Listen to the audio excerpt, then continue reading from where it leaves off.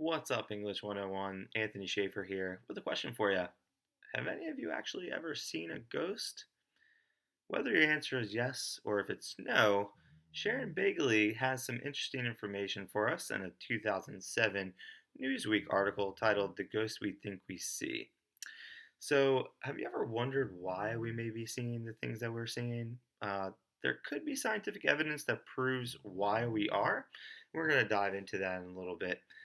First off, I wanted to apologize because my lab is back here sleeping. She's knocked out. I've spent an entire day in Philadelphia and just got back, and I think my dog is just so relaxed. I'm home.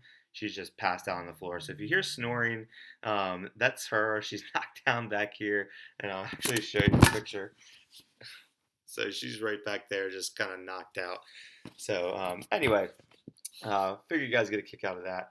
Diving into this, we're going to talk a little bit about supernatural.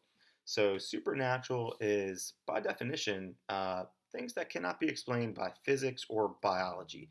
So as you can tell, when we're looking at something that we think is there, but we know is not there, that can't be explained because it is not living, it is not breathing, does not circulate blood, doesn't have a heartbeat, because we all know ghosts don't. So it can't be explained by biology and definitely not physics. So, anyway, moving on from that, Miss Bagley actually points out some really interesting information.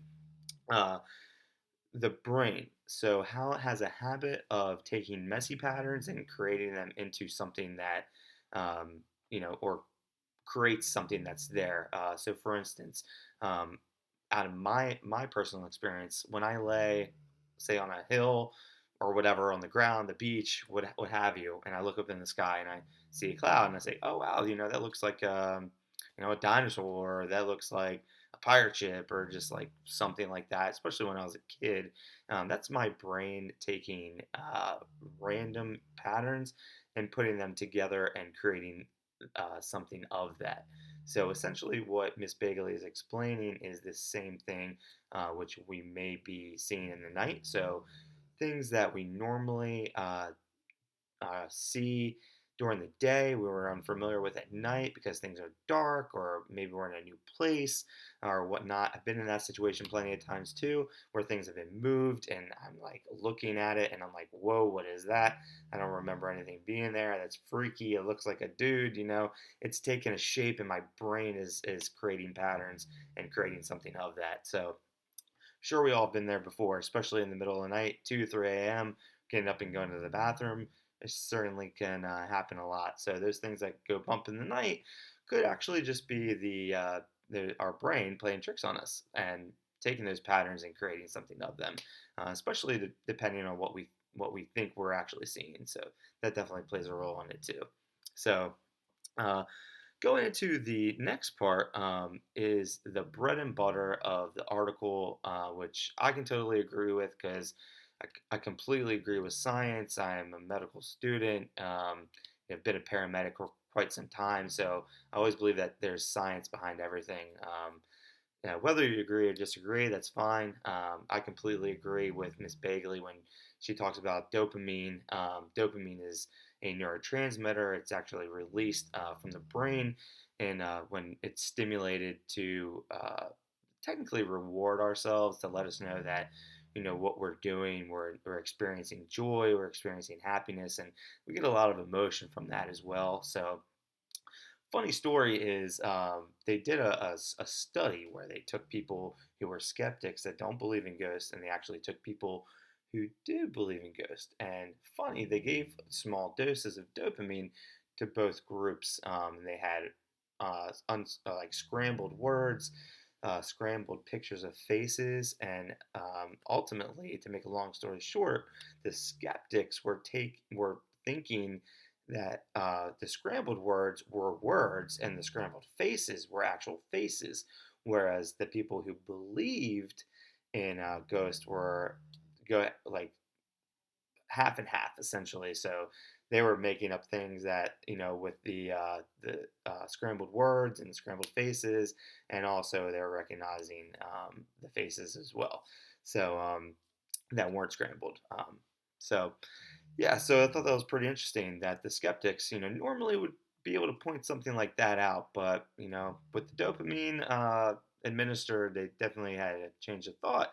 And when they were given the study, when they weren't given the dopamine, they were actually surprised by the results. So pretty interesting to see that trial.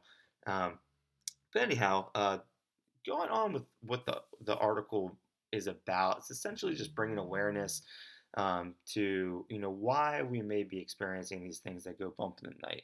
So just giving us a little bit of scientific background and understanding as to why this may be happening, and the author trying to extend her education and experience with those who may be misinformed, underinformed.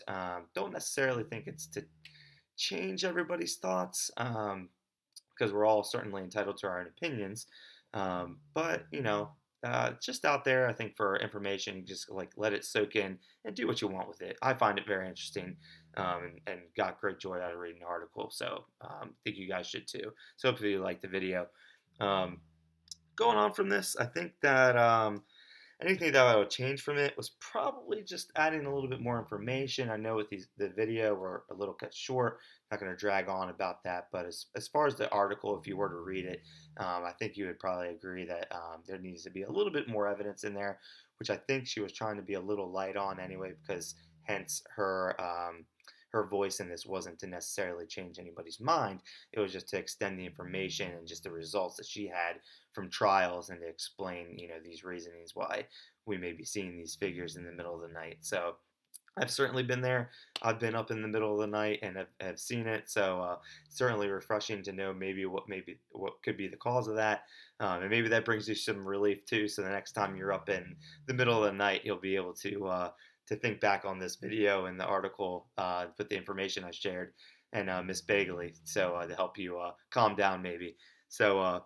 But anywho, that does it for the video. I hope you guys enjoyed it and followed along with the slides. Otherwise, hope you guys have a great night and have a great rest of your class, and good luck on your final paper. All right, guys, see you later. Bye bye.